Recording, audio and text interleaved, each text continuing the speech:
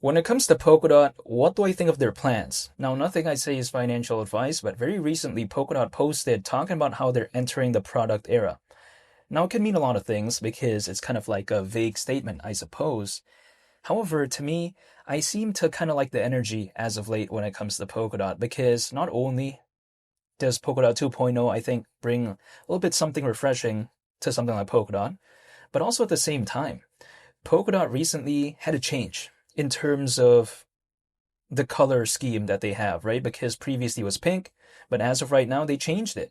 And coincidentally, it kind of matches, what I'm wearing as of right now. So yeah, I find that pretty cool. But besides that point, when it comes to Polkadot, it seems like now they have more of a supposed serious approach, right? Because back then, Polkadot seemed like more of a playful project. It seemed like a little bit interesting, like, oh, it's a layer zero. It's a little bit different than some other projects out there that we see aspects of, all these other layers, like a layer two, layer three, layer one, right? But then this one, a layer zero, looks pretty cool, right? At least in terms of the vibe. But now it seems like they're taking more of a serious approach. Do I think that Polkadot 2.0 could have kickstarted this? I mean, maybe, who knows? But it wouldn't necessarily surprise me. Because if I take a look at Polkadot, they also kind of had a redesign of their site. Supposedly, they made it more simple. Supposedly, they just made it more kind of, I guess, minimalistic, right? And we're kind of seeing this trend sometimes when it comes to projects out there. Initially is kind of more of a playful, fun type of vibe, but then eventually they take it to a more serious approach, something that's a little bit more kind of just minimalistic, I suppose. So I do still like that, and I think it kind of fits the sort of vibe when it comes to Polkadot, because I think Polkadot by nature is kind of a simple project in and of itself, and that is not like me saying I don't like it, because hypothetically I do like it, even though I'm not telling anyone to do anything, but I actually like projects that seem a little bit simple because if I don't know a project, how can I even be a fan of it? That's my perspective. And Polkadot, you know, we take a look at the aspects of it being focused on interoperability, and basically that's focused on, connecting blockchains together. But besides that point, when I take a look at DOT as of right now, people like to say, okay, what is it going to do heading into 2026? Well, that's totally beyond my control. I mean, I cannot control anything when it comes to Polkadot or this space overall. But as of right now, DOT, which is Polkadot's native token, it's still below $2. So it's not really done much. So when people like to say, well, they did this redesign when it comes to the site, apparently they're having this sort of change in the schematic of their color scheme, right? People like to say, well, what is that really doing when it comes to Dot? Well, again, not really much, but I think that hypothetically, Polkadot having this change, having this new approach, I think that if let's say there's an altcoin season, Polkadot is now kind of graduated to the point that it's a more serious type of project. Because if we take a look at the logo of Polkadot, like at least the one that I see, right, on X, it's a little bit kind of reminiscent, in my perspective, of something like Quant.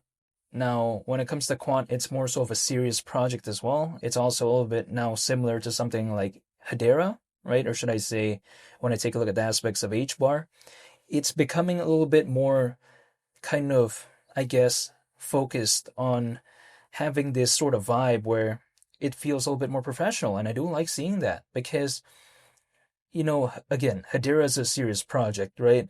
Quant's a serious project. So Polkadot, I think, as of right now, it seems like because of the design of the site and just through Polkadot 2.0, it feels like they're treating the project a little bit more seriously, I suppose.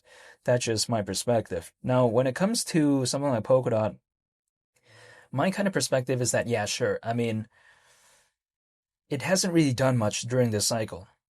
I mean, okay, we saw Dot, like, let's say, for instance, I'm going to look in the screen here for a bit, so apologies if I'm looking down, from the camera, but we did see around 10 and a half bucks when it comes to Dot back in 2024, and that was basically a year ago. Well, actually, slightly over a year ago at this point, because it was like in early December, back in 2024, but right now we're kind of nearing the end of December in 2025.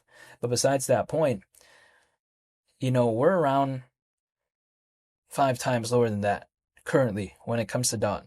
I'm totally aware of that, but Dot did that without an altcoin season, in my perspective. Like, it was not, I think, a altcoin season and then Dot did that. Arguably, I don't think that is the case. However, my perspective is this. Okay, when it comes to Dot, $50, still around 27 times lower than that. But in my perspective, if I take a look at a hypothetical market cap at that point of around 82 billion, even BNB exceeded that by over 20 billion back in 2021, but that's just my perspective. Who knows what's going to happen during an altcoin season, but this is just the way to take a look at it. Also, not to mention, actually now, with Polkadot's kind of supposed redesign, it kind of reminds me a little bit of its canary network called Kusama, because Kusama, now the design of Kusama is a little bit similar to Polkadot. And I think it kind of makes a little bit more sense, right? Because again, Kusama is the canary network to Polkadot. Now, in case someone is wondering, okay, what is that, right? What is a canary network? Even though I've explained in my previous videos, I'm just going to explain it real quick in case someone may be hypothetically wondering what that is. Kusama, again, it's the canary network to Polkadot. But the thing is, if let's say a project, typically from what I can see, a lot of them usually, before they launch something on Polkadot, they'll typically start off with Kusama first. They do this to kind of test out the project, and then later on, a lot that I do see move eventually over to something like Polkadot.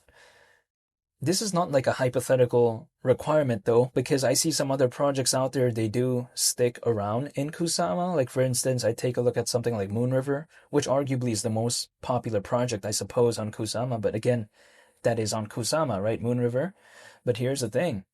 When it comes to Kusama, the reason why a lot of developers typically start off there is because supposedly it seems a little bit more kind of efficient in terms of the economic side of things, in terms of renting building space, where it's not as hypothetically costly as compared to something like Polkadot, and also it's supposedly easier to make changes on when it comes to Kusama as opposed to Polkadot.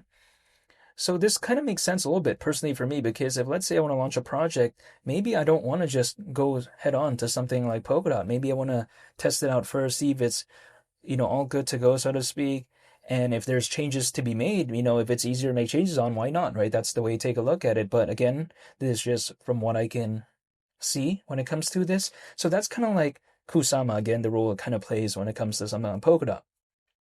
But then actually, the most famous project, arguably, on Kusama is something called Moonriver, and then that is a canary network to something called Moonbeam, which is on Polkadot. But yeah, besides that point, when I take a look at something on Polkadot, I just wanted to make a updated video real quick to talk about this, kind of their new design, so to speak. Their kind of things that they're doing, supposedly. And when I take a look at Polkadot, it hasn't done much as of late, but I don't think there's an altcoin season. I'm going to stay patient and I'll wait and see what happens when it comes to DOT in 2026.